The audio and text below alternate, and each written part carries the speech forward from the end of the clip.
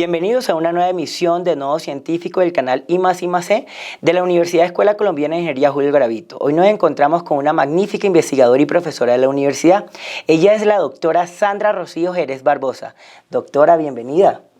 Franklin, muchas gracias por la invitación a este espacio. Sandra es ingeniera civil y magíster en estructuras de la Universidad Nacional de Colombia y magíster en gestión de riesgos naturales y doctora en ingeniería civil de la Universidad de París. Doctora, usted pertenece a varias asociaciones colombianas y latinas. Cuéntenos un poquito y por qué es importante estar en ellas. ¿Cuál es el valor agregado? Bueno, sí, pertenezco a 4 asociaciones profesionales. Una de esas es la Sociedad Colombiana de Ingenieros, que agrupa ingenieros de todas las ramas. La otra ya es específica de nuestra especialidad, que es la Asociación Colombiana de Ingeniería Estructural, a la Asociación Americana del Concreto, y una en donde he participado mucho más en los últimos años, que es la Asociación Colombiana de Ingeniería Sísmica. Esta última asociación, de hecho, es la que se encarga de generar las normas de diseño y construcción sismo resistente y las normas de evaluación y reforzamiento de estructuras. Entonces, la importancia de pertenecer a estas asociaciones radica en que, por un lado, agrupan ingenieros pues, de la misma, digamos, especialidad. Allí se discuten políticas, se discuten normas, se discuten, pues nos relacionamos con empresas, con otras universidades, con estudiantes también, porque hay algunas de ellas que están abiertas a estudiantes. Entonces, esto permite generar sinergias con otros actores que son muy importantes en el ámbito estructural en el país. Y generar interdisciplinariedad. Y generar interdisciplinariedad, por supuesto. En ese sentido, Sandra, las líneas de experticia suya a lo largo de toda su carrera profesional, me imagino que también redundan en estas asociaciones. ¿Nos podría decir, por favor, cuáles serían esas líneas de experticia a nivel general? Y ya después hablamos, caso Escuela Colombiana de Ingeniería Julio Garavito. ¿Cuáles son sus saberes aplicados en estas líneas? De acuerdo.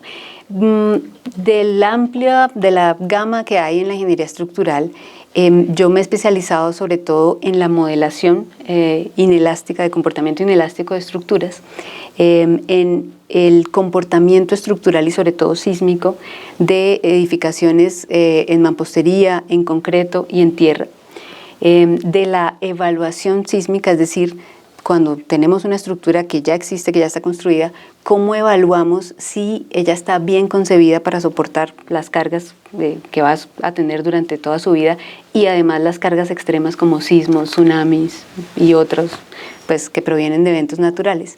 Entonces, evaluarla y proponer pues, estrategias de reforzamiento. Esos son... Ingeniera, usted se ganó un premio que es el premio Diodoro Sánchez.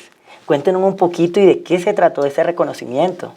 Bueno, en la Asociación Colombiana de Ingeniería Sísmica hay un comité que es el Comité de Edificaciones en Tierra y Patrimoniales. En tierra significa edificaciones que fueron construidas en adobe y tapia pisada.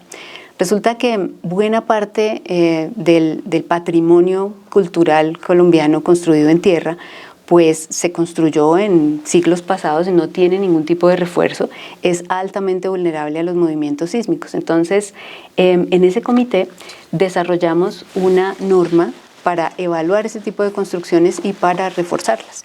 Esa norma pues salió en el año 2019, es la norma I-600-CP17, y la Sociedad Colombiana de Ingenieros nos otorgó el premio por la coautoría, por la redacción de esa norma, a los profesores pues, y ingenieros que participamos en ella. ¿En qué otra norma o regulación ha participado, ingeniera?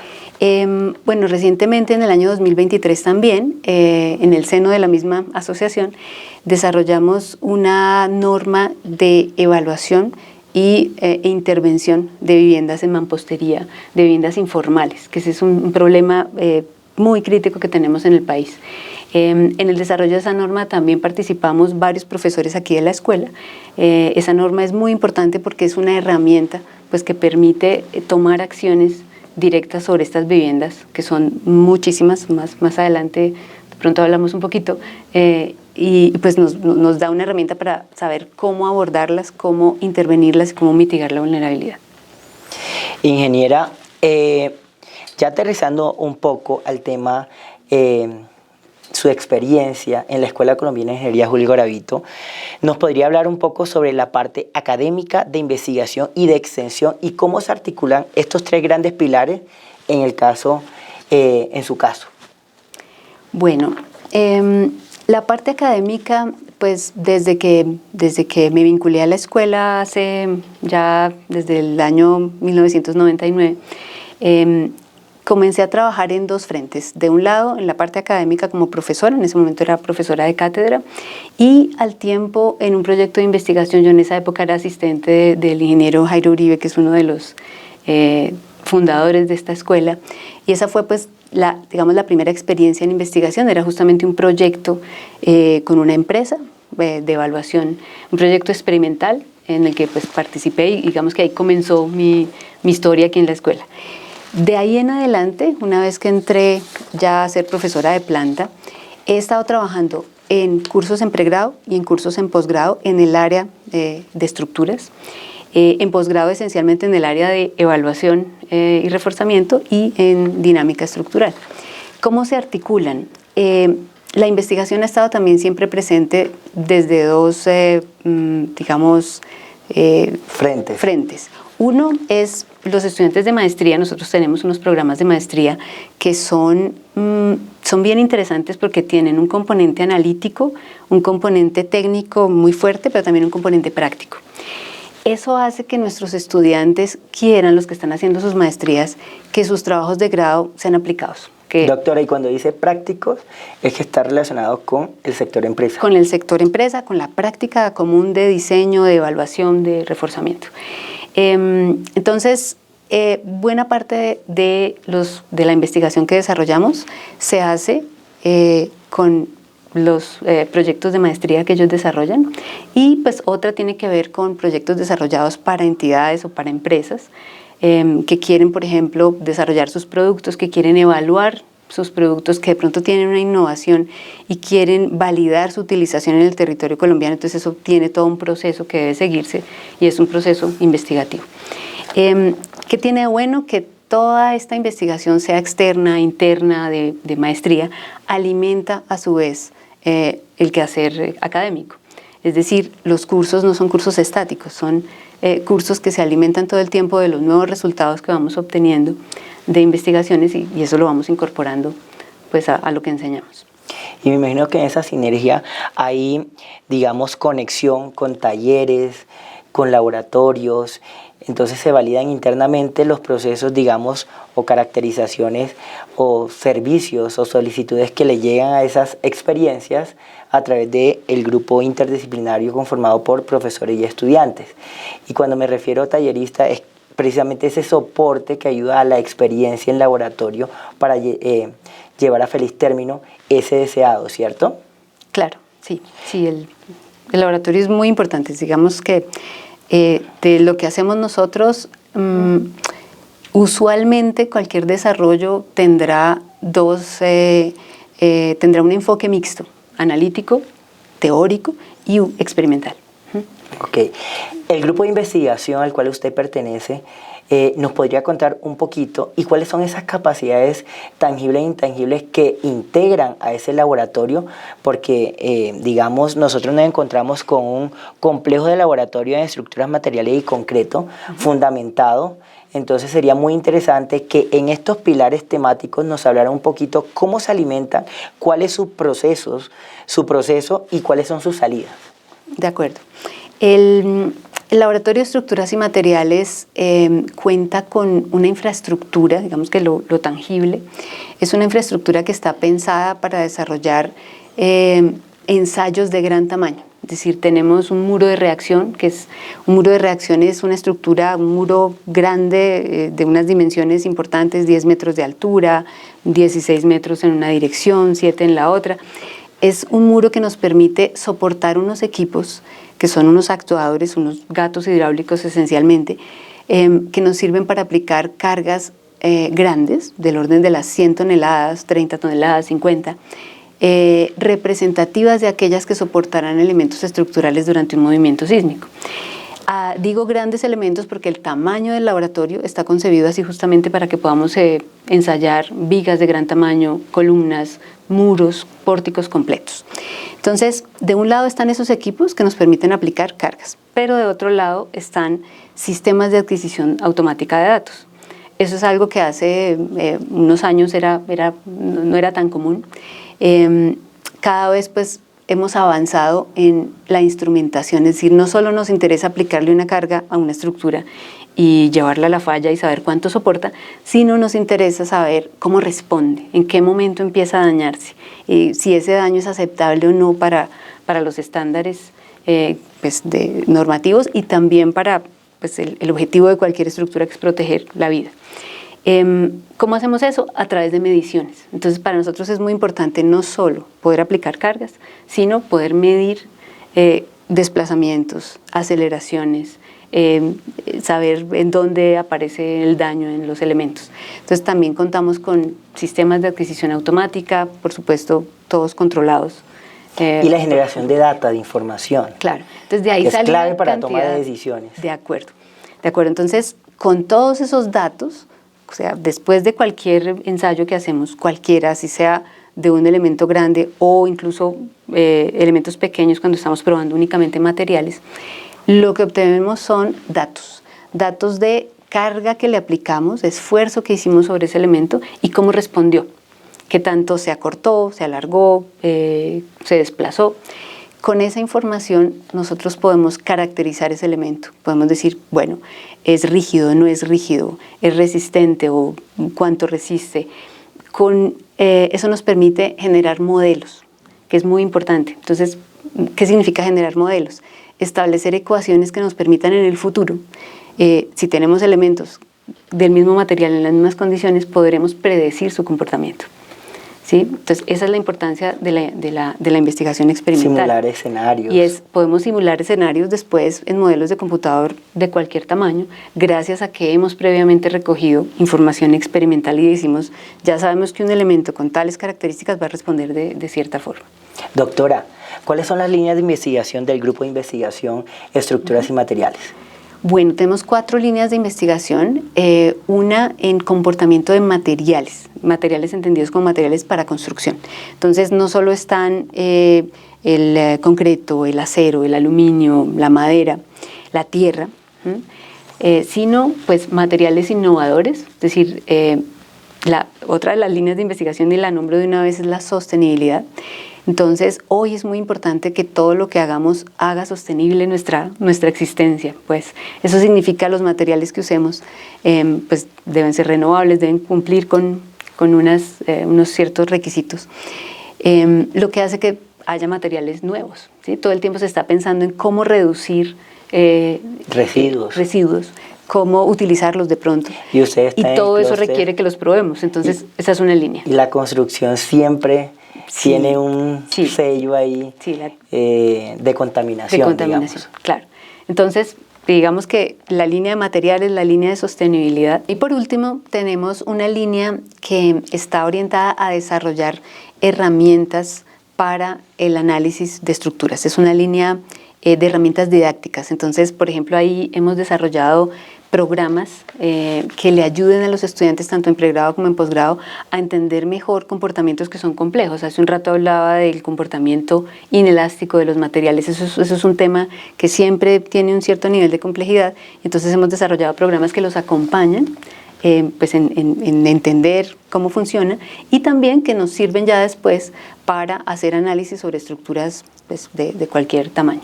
Entonces esa línea se llama Desarrollo de herramientas didácticas para la enseñanza en ingeniería estructural. Y en ese sentido, doctora, ¿cuál es la sinergia entre estudiante, profesor, digamos, soporte administrativo, también de investigación, unidades administrativas, unidades que se encargan a potencializar esos relacionamientos en la parte académica, la parte de co-creación, de co-desarrollo y ya ese relacionamiento con el sector público y privado? Ejemplo, un estudiante que tenga un proyecto de una empresa, ¿cómo sería la dinámica con ese estudiante? En el caso en el que un estudiante tenga algún interés investigativo, lo primero que revisamos es cuál es el nivel tanto del estudiante como del proyecto que él quiere desarrollar. De hecho, una de las primeras experiencias de investigación que tienen los estudiantes está en los semilleros, ¿sí? En los trabajos dirigidos. Entonces, muchas veces ellos desarrollan, acompañados por un profesor o acompañados por el semillero completo, pues que es un grupo de estudiantes, desarrollan parte de su proyecto. Allí tienen la oportunidad de hacer, de utilizar los enfoques que nombré hace un rato, analíticos, pueden hacer experimentación, y eso es muy importante para ellos. Esos son los primeros pasos en investigación. Ya cuando se trata de un proyecto un poco más ambicioso, por ejemplo, el que pueda tener un estudiante de maestría, normalmente esos proyectos pues están adscritos a las líneas de investigación del grupo. Sin embargo, por supuesto, estamos también abiertos a que haya nuevos proyectos.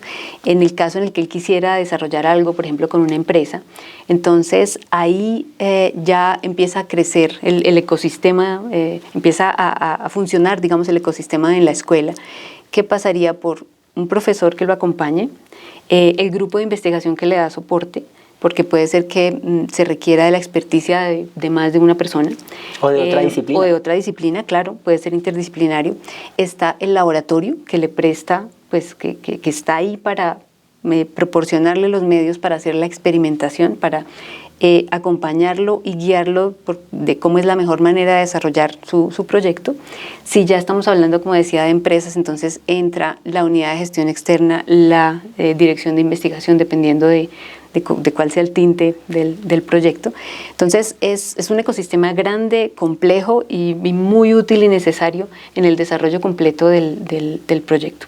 Si ya llegamos a que hay, por ejemplo, un producto, y hace un rato que hablaba de los programas, entonces cuando es un estudiante que desarrolla, por ejemplo, un programa, pues eso termina en un producto, y ese producto es producto de él, por supuesto, del grupo de investigación, y es un producto de la escuela que puede tener, pues ahí ustedes, la dirección siempre nos acompaña en saber, bueno, cómo mostramos ese producto, cómo se lo presentamos al ¿Cómo público, se transfiere? cómo se transfiere. Doctora, sectores públicos privados, ¿con cuáles han trabajado? ¿De qué manera? Bueno, sectores públicos privados hemos trabajado con empresas. De un lado hay empresas pues que conocen y trabajan con el laboratorio haciendo ensayos rutinarios, y en esa relación de largo aliento, pues esas empresas, cuando desarrollan productos nuevos, piensan en nosotros para hacer las validaciones o las revisiones de si sus productos son aptos para utilizarlos en el medio de construcción. Ese es un caso. Otro, pues hemos trabajado ya con dos empresas, hemos tenido dos casos de estudios completos, integrales de evaluación de sistemas estructurales. Resulta que cuando uno tiene un sistema estructural nuevo y quiere utilizarlo en el territorio colombiano, requiere un aval, una especie de permiso que garantiza que ese sistema es seguro y que se puede utilizar en cualquier lugar del territorio. Eso requiere una investigación, eso requiere un estudio profundo de cómo funciona el sistema, de cada uno de sus elementos. Eso requiere análisis, ensayos, modelos, y nosotros pues hemos trabajado ya, digamos que tenemos una experiencia importante en ese campo con empresas. Con las asociaciones profesionales hemos desarrollado también proyectos, digamos, de la mano con entidades públicas como el IDIGER, el Instituto Distrital de Gestión de Riesgo y Cambio Climático en Bogotá, con el Instituto Distrital de Patrimonio Cultural, el IDPC, con otras universidades también. Entonces, pues nosotros tenemos un grupo, de paso te cuento, dentro de las relaciones que tenemos con otras entidades. Hace unos años formamos un grupo llamado MECA. Ese grupo, MECA, significa materiales, estructuras, construcción y afines. Entonces, ¿qué fue lo que quisimos hacer? Unir fuerzas, unir capacidades para hacer proyectos de investigación pues, en nuestra línea de impacto. Entonces, ese grupo está conformado por la escuela, la Universidad Javeriana, la Universidad de los Andes y la Universidad Industrial de Santander. Ya hemos desarrollado también un proyecto ahí con ese grupo. Felicitaciones, doctora. Me voy a permitir citar 3 proyectos que hemos clasificado con base en esos resultados, en productos tecnológicos y servicios que precisamente han dado fruto estos que voy a mencionar. Entonces, estudio para evaluar la estrategia de reforzamiento para viviendas informales en mampostería en Bogotá, Distrito Capital, modelo nacional de riesgo sísmico y estudios de validación y homologación de sistemas estructurales. Sandra, háblenos un poquito desde la descripción, desde la problemática, desde el empaquetamiento de solución, de la propuesta de valor y del impacto e indicadores que estos proyectos han generado fruto del esfuerzo del grupo de investigación en el cual usted trabaja. Voy a comenzar por el segundo proyecto. El Modelo Nacional de Riesgo Sísmico es un proyecto bastante grande a nivel país que está liderado y ha sido desarrollado por el Servicio Geológico Colombiano y por ACOFI. Ahí es importante decir que el riesgo sísmico tiene tres componentes: la amenaza, la exposición y la vulnerabilidad. Entonces, pues, la amenaza es la que nos dice en dónde va a temblar, de qué intensidades esperamos, cuál es la probabilidad de ocurrencia de movimientos sísmicos en el territorio. Esa parte ya está desarrollada. Luego vendría la exposición. La exposición entonces nos dice qué elementos están expuestos a esa amenaza, es decir, infraestructura, edificaciones, personas, ¿sí? Viviendas. Por último, la vulnerabilidad es la que nos va a decir qué tan vulnerable son los elementos expuestos frente a esa amenaza. Una vez que tenemos esos tres componentes, se puede hacer una estimación de las pérdidas y del riesgo, de lo que conocemos como riesgo sísmico. Entonces, el proyecto en el que nosotros participamos fue el desarrollo de modelos de exposición. Ahí desarrollamos los modelos de exposición de 4 ciudades capitales en Colombia: Ibagué, Yopal, en Casanare, San Andrés Islas y San José del Guaviare. Este fue un proyecto muy bonito, fue un proyecto que desarrollamos interdisciplinario, que desarrollamos entre el Grupo de Investigación en Estructuras y Materiales y el Grupo de Investigación en Vías y Transporte. ¿Hubo otro actores? Sí, entonces fue entre estos dos grupos. ¿Por qué? Porque se necesitan varias experticias. Entonces, desde el punto de vista estructural, necesitábamos gente que supiera de estructuras, de evaluación, que pudiera decir esta edificación está bien construida o no está bien construida, tiene estos atributos que la hacen vulnerable. Y también necesitamos manejar una gran cantidad de información desde el punto de vista catastral, censal, información geográfica. Entonces ahí el grupo de vías y transporte pues es experto en eso. Digo que fue muy bonito porque trabajaron estudiantes de pregrado, de posgrado y profesores. Inicialmente pues los roles estaban, digamos, muy claros, como acabo de decir, y luego pues fue un proyecto bastante arduo. Al final nosotros aprendimos a manejar información, ellos aprendieron a evaluar estructuras. Fue muy interesante porque en algún momento todos estábamos haciendo todo. ¿Qué hicimos? O sea, ¿qué significa un modelo de exposición? Entonces, para un municipio cualquiera, necesitamos decir en dónde están los elementos expuestos, cómo están distribuidos geográficamente, qué tipologías tienen. Por tipologías me refiero a son casas, son edificios, son conjuntos, y muy importante, qué sistema estructural. Entonces están construidos con muros, de pronto muros de mampostería, informales, por ejemplo, o son pórticos con vigas y columnas, o de pronto son casas bajitas de madera. ¿Sí? Eso, situar geográficamente esos elementos expuestos, evaluarlos y decir están bien concebidos o no, pueden llegar a ser vulnerables, es lo que constituye un modelo de exposición. Entonces, el impacto de ese modelo es que es el insumo para evaluar posteriormente la vulnerabilidad ¿El líder de ese proyecto fue? ¿De los 4 municipios?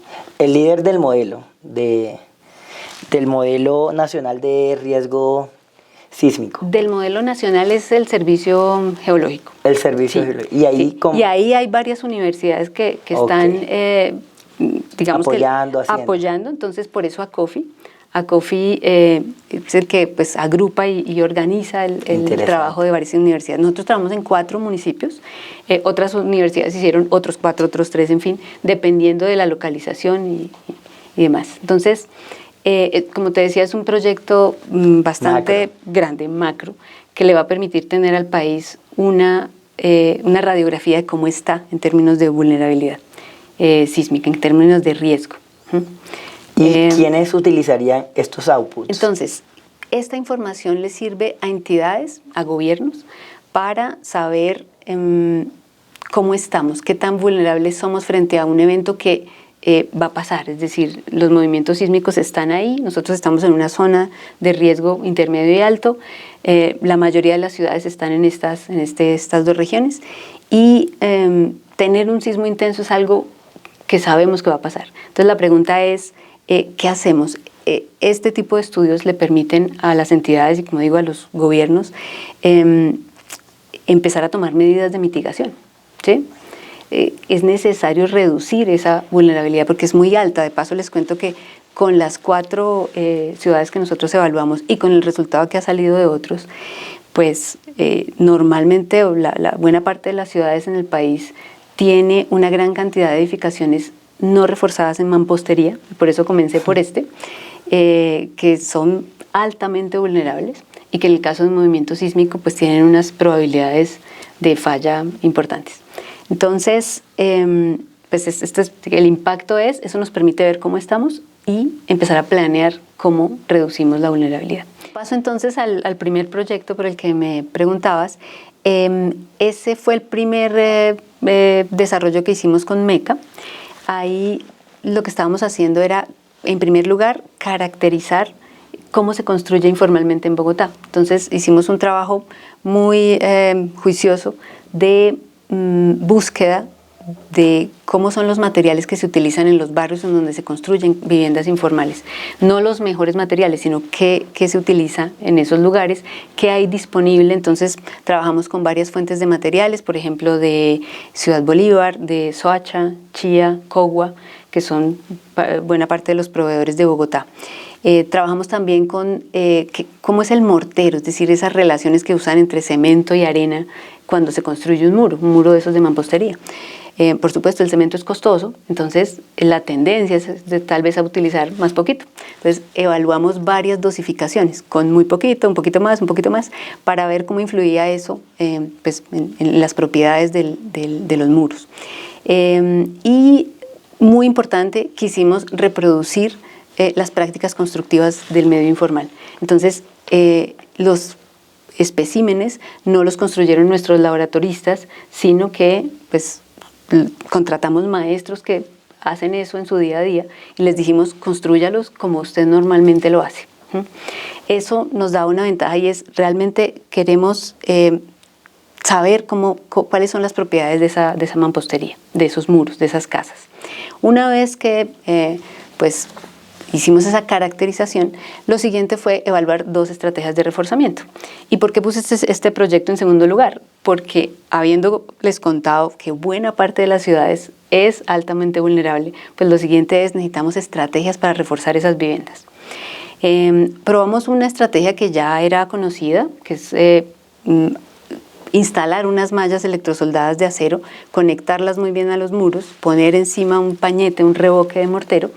Esa es una estrategia que sabemos funciona bien. De hecho, en la escuela la hemos probado antes en otros proyectos previos, desde hace varios años. Pero aquí lo que queríamos era saber sobre estas viviendas caracterizadas, como les conté, cómo funcionaba esa estrategia, qué pasaba si la pongo por los 2 lados, que es lo recomendado, qué pasa si no puedo y entonces tengo que ponerla solo por un lado, porque si tienes un vecino al lado, pues no puedes entrar allá a la casa y modificarle los muros. Bueno, y evaluamos otra estrategia que puede ser más limpia, más rápida de aplicar, podría llegar a ser más económica, que era utilizar unas platinas de acero. Pues simplemente unas platinas que mejorarían el comportamiento. La investigación fue esencialmente experimental, fue pues liderada por la escuela, pero como les digo en el marco de este grupo MECA. Y los resultados que obtuvimos pues, nos muestran que ambas estrategias funcionan. La de los muros, la de la malla, pues es una que funciona mejor, mantiene la integridad de los muros, la otra mejora, pero pues no funciona tan bien. El impacto de esto es que, por un lado, con la estrategia de la aplicación de mallas, probamos varias alternativas de conexión que nos mostraron cómo mejorar aún más esa estrategia. Incluso llegamos a encontrar resistencias de 6 veces la resistencia del muro original. Entonces la mejoramos en 6 veces. Y por otro lado, buena parte de estos resultados sirvieron para validar lo que está en la norma IS 410, que fue por la que me preguntaste hace un rato, la norma justamente de reforzamiento de viviendas informales. Eso en cuanto a este segundo proyecto. El tercer proyecto es un proyecto que muestra pues, las fortalezas, las capacidades de nuestro grupo en cuanto a evaluación de sistemas estructurales. En este caso fue un proyecto que hicimos con una empresa que quería validar el comportamiento de un sistema de entrepiso. Un sistema de entrepiso es el sistema que conforma lo que llamaríamos la placa, la losa, ¿cierto? Aquí donde nosotros estamos.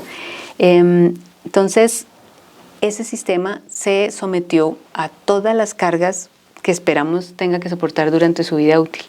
Cargas muertas, vivas, fuerzas representativas de lo que deberá soportar durante un movimiento sísmico, y lo abordamos desde el punto de vista analítico como experimental, como deben hacerse pues, este tipo de estudios. Hicimos elementos desde muy pequeños, desde los componentes del sistema, la caracterización, hasta incluso una pequeña casita de 420 por 440 que nos permitió evaluarlo, ver que funcionaba efectivamente muy bien.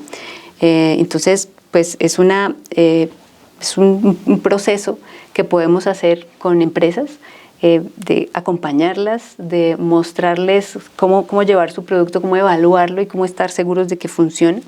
Y que incluso en muchos casos esto puede terminar en avales como el que les conté hace un rato, avales para poder utilizar un sistema en cualquier lugar del país.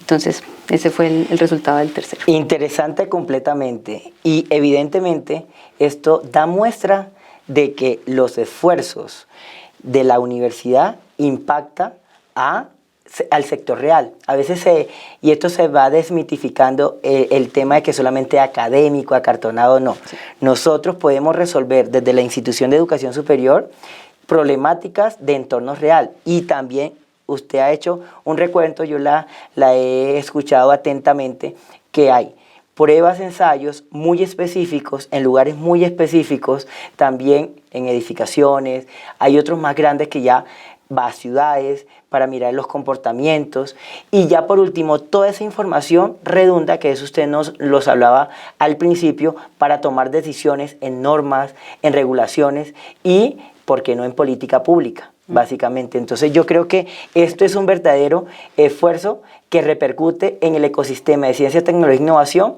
en construcción. Felicitaciones, doctora. Muchas gracias. Doctora, ¿qué se viene?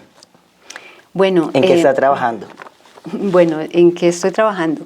Seguimos trabajando en las normativas, por ejemplo, en la actualización, porque requieren actualizarse a la luz de los nuevos desarrollos, generación de nuevas normas.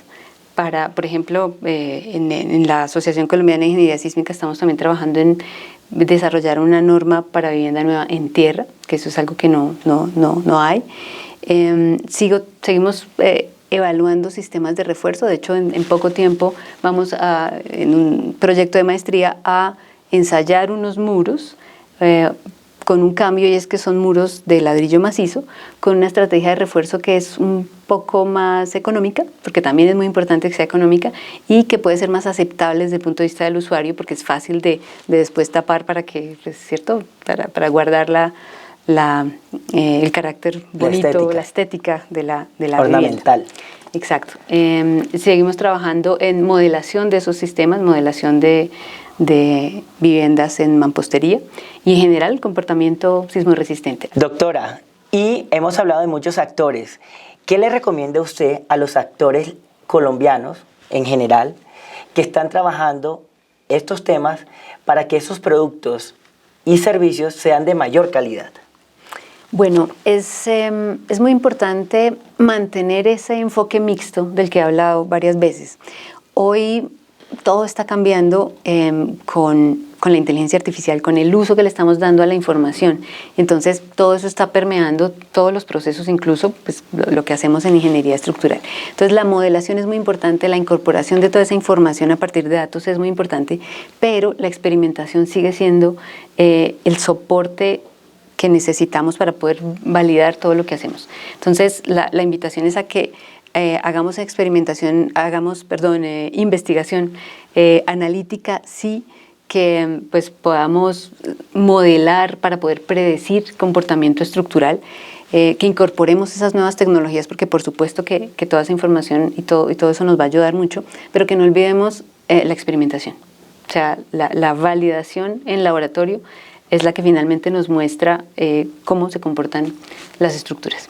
Y para esas nuevas generaciones, doctora, ¿qué le recomienda? Esas nuevas generaciones que quieren estudiar ingeniería, especialmente ingeniería civil. Para las nuevas generaciones a quienes les gusta la ciencia, la recomendación es que sigan cultivando la creatividad, que cultiven pues sus competencias, sus conocimientos en física, en matemáticas, que es la base de todas estas carreras de ingeniería, sea la civil o cualquier otra, que mantengan vivo pues esa curiosidad que es la que hace que queramos resolver todo el tiempo problemas. La ingeniería civil tiene un campo muy amplio y en ella tienen cabida los que quieren hacer grandes obras de infraestructura como presas, puentes, rascacielos, los que quieren mejorar la calidad de la vida de la gente, también con infraestructura, aquellos que están preocupados por la sostenibilidad también se ven, encuentran un espacio en la ingeniería civil. Y pues aquí los podemos acompañar. Nuestro enfoque en la escuela es de análisis, experimentación, pues por supuesto con unas bases teóricas muy fuertes, y pues creemos en la creatividad, creemos en todo eso que nos pueden aportar las nuevas generaciones y las nuevas herramientas pues, que tenemos hoy. Sandra, muchas gracias por su tiempo, fue un espacio muy enriquecedor. A ustedes muchas gracias.